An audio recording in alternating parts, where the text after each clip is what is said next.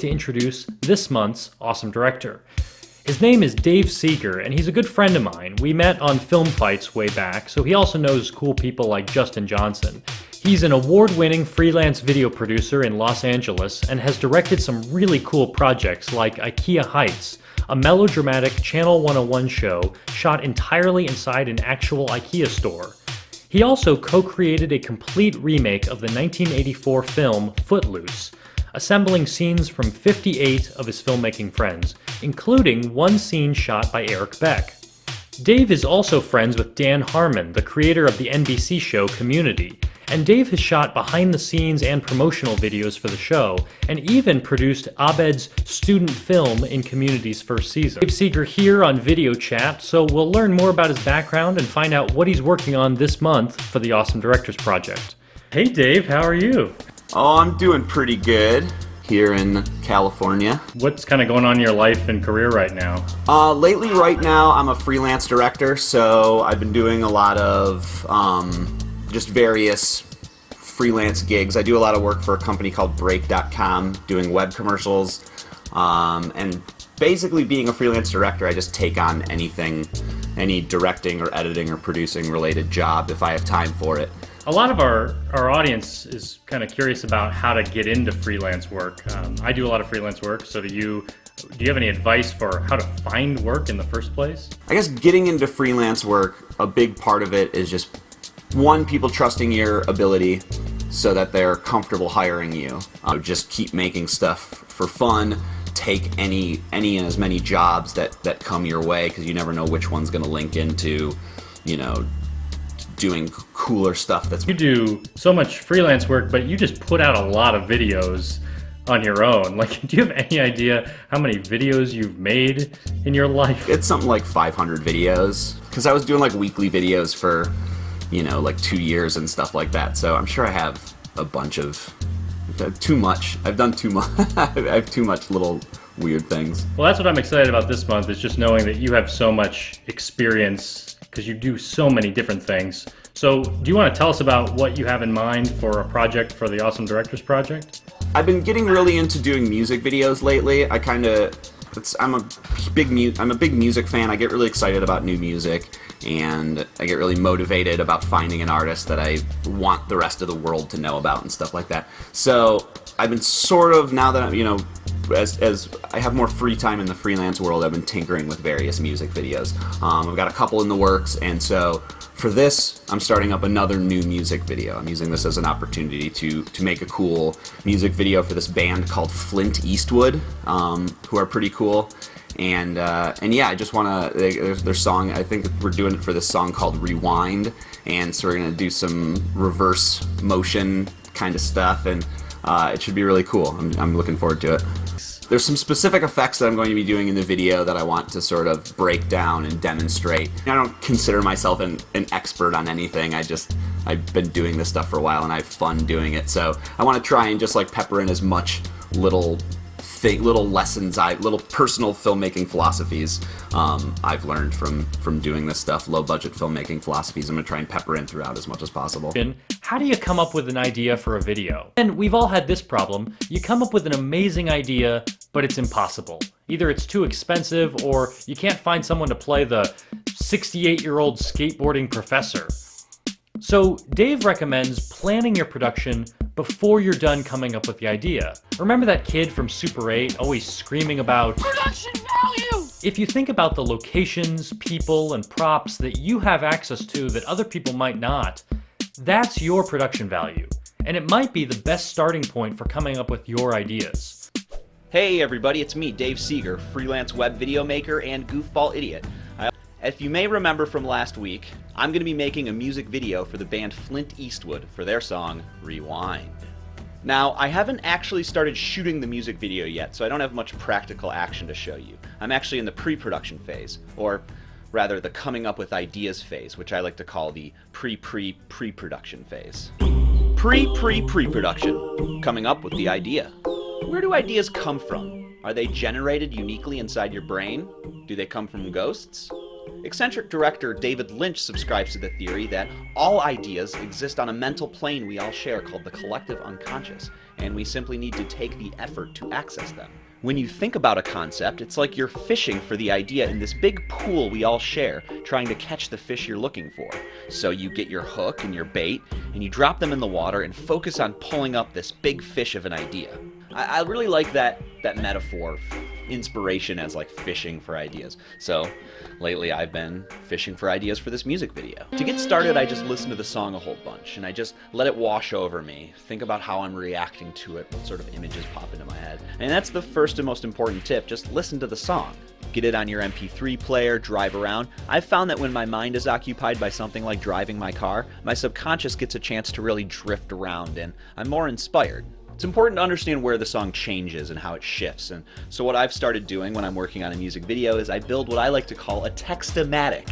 It's kind of like an animatic or animated storyboards, but it's all just text. I listen for the changes in the song, the shifts from chorus to verse to bridge, and I color code those changes in Final Cut. Now, the song is called Rewind, so I really started picturing all these reverse motion effects, reverse slow motion, a bottle breaking in reverse, going from shattered and coming back together, someone getting punched in reverse. Listening to the lyrics, it sounds like someone wants to turn back time, go back to the way things were with someone. Maybe this is a story of some sort of lost love. So I started to think about that a little more.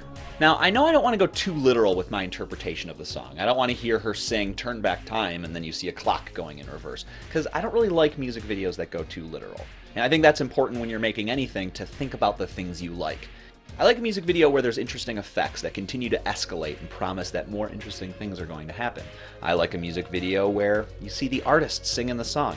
I know you can make a music video where the artist isn't even in it, but I don't usually connect to those sorts of music videos. I like seeing the singer singing the song, so that's the kind of music video I want to make. Casting tips. Now you may be saying, whoa, hang on a second, Dave. Why are you talking about casting? You don't even have an idea for your music video yet. Well, I say back off. I take inspiration from all angles. You can start with an actor or actress you think is interesting and build ideas from there. Maybe your ideas require a pretty specific part that can be hard to find. Say you need an old lady or a 10-year-old boy that looks like he could be the son of your other actor. Don't feel stressed out. Don't let that discourage you, because there are options for tracking down these specific casting needs. If you live in a bigger city, there are some excellent casting services available. Breakdown Express, LA Casting, Actors Access. These sites allow you to post a breakdown or explanation of the part, offer a pay rate, and get submissions online. You could also post about the part on Craigslist, but then you're opening a whole can of weird worms. If you're lucky, you have a bunch of submissions that you have to sort through. Now, you're a low-budget production. You don't always have the time or resources to host auditions. I've found that webcam auditions can be really useful. I recently finished a music video for a band called the Miracles, and we were looking for a young actress to play our ingenue band photographer. We got a whole mess of submissions, and we had our favorites send us webcam auditions acting out the part. It really helped us narrow down the selections to the best choice. So who am I gonna cast in this Rewind music video? Now, I know I want to do a bunch of cool reverse motion stunts, so I've decided to cast my good buddy Jim Clinic. He does a lot of cool stunt videos for Channel 101, and he really wants to get into the stunt game. This is a best case scenario. You see, you want to find somebody who's as excited to perform the part as you are to direct them. Jim wants to do a lot of cool stunts and get into stunt work, and I want to shoot him doing cool stunts. A lot of the legwork of conceptualizing a video comes down to simply answering the next question. I went to visit Jim at the practice space for the circus troupe he's in. We spent some time brainstorming and trying to figure out the kinds of things he might want to do. Car jumping, breathing fire, juggling. Looking around at the circus things, I realized that this might be the angle we need. Maybe Jim is this lovesick clown, and a lot of the action can be circus related. You know, a beautiful aerialist, a strong man standing in his way. I'm starting to get really excited about this idea. And that's kind of where you want to end up. You want to land on a concept that gives you a lot of energy and enthusiasm, and you can use that enthusiasm to motivate the people you're going to be working with. Okay, I think that's all. Let's recap. Use your brain. Think a lot. Oh, wow. We really covered all the ground territory. We started shooting. To be honest with you, I usually procrastinate way longer before I actually get started shooting something, but we hit an opportunity for a great location and I had to jump on it. So here we are, first day of shooting of the Flint Eastwood Rewind video. We're here in the Lucent practice space, which is the circus that Jim's a part of. we're doing the storyline elements of the video today. I knew the moments I couldn't capture anywhere else were the aerial is suspended from the silks and Jim's balcony stunt. So those became the most important. Testing. Yeah, it's fine. Not gonna break anything. Obviously, we're not gonna put him in control of the situation. I'm gonna be in control because I'm the one going over the cliff, as it were. So what he's gonna do is he's gonna fake grab me, and I'm gonna react as if, you know, this is me moving. You know, he's not actually pushing me. He's just giving me a light, a tap, and it's me that's making it seem like it's heavy. And then he's just going to guide me over the edge. Ooh. Good? All right, yeah. Yeah, I'm good. Cool. Did I bounce back up to the frame? A little bit. One thing I didn't anticipate was the amount of lights needed for the Red Epic. This was my first time working with a Red camera, and I sought it out specifically for its slow motion capabilities. But when you're shooting that many frames a second, you need a lot more light to expose each frame. We shot a lot of cool stuff at 120 frames per second and even 240 frames per second, but it took a lot more time to set up. It was about halfway through the shoot when I realized I needed to try to cut some sequences. I knew we were off schedule and tried to prioritize. I think that's a really important aspect of low-budget filmmaking. Staying on schedule is important. Know what shots you can lose and what shots you can keep. Another aspect of production you sometimes forget about is the time it takes to clean up. As soon as we had the Red Epic camera, I tacked on a lot of additional effects. Pies to the face, breakaway glass. When you add a mess into a shoot, you have to factor in time to clean up after. If you're lucky, you'll even have time to reset and do another take. You always have to be ready to adjust on the fly, change your plan. As I continued to run low on time, I cut another sequence and moved an important story beat, Jim recognizing the strongman as a jerk, into an easier scene.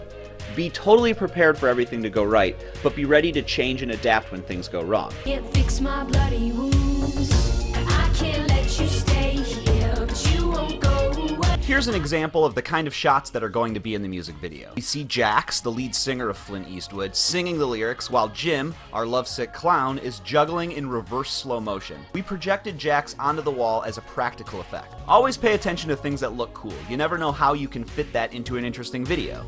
Everything cool can be a cool video. So we shot some very basic angles of the band against a wooden wall. I pulled the footage into Final Cut and did the work of reversing it and speeding it up so that when we reverse and slow down our footage, everything will match up. The footage is normally about 30 frames per second, and we're recording our slow motion at 120 frames per second in forward motion, then the projector needs to be projecting the band's footage at 400% speed in reverse. I should side note here and explain that to do a slow motion effect, you want to shoot your subject at 60 frames a second or more. Most DSLRs have a 60 frames a second option.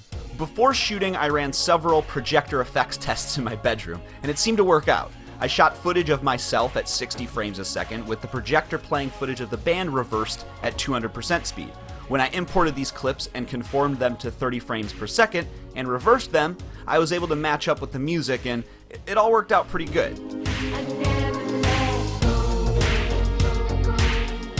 If you look at the files here in the timeline, you'll also see that about every 30 to 45 seconds, I added 5 frames of yellow.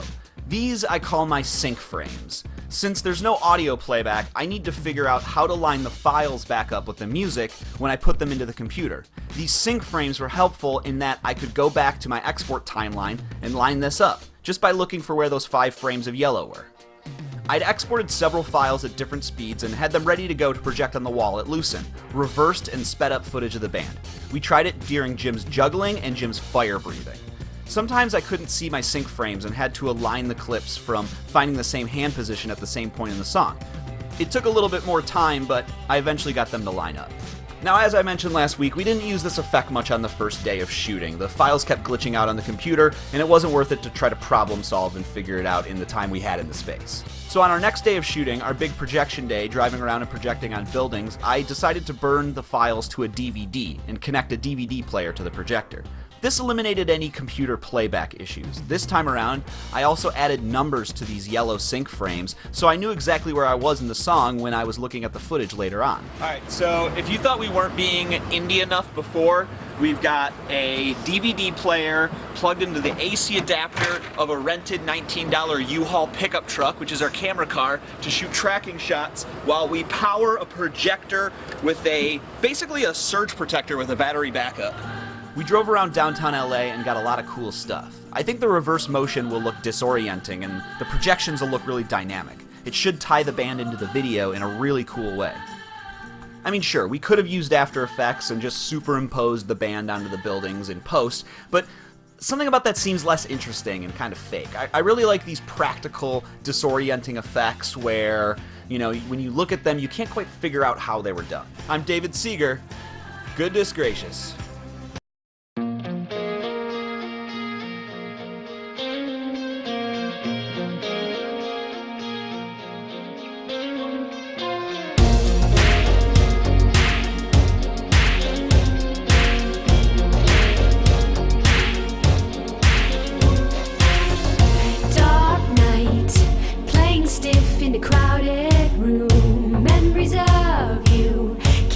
My bloody wounds. I can't let you stay here, but you won't go away.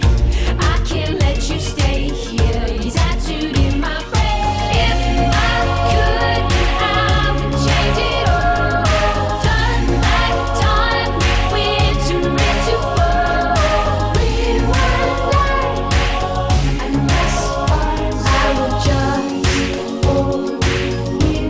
I never let go.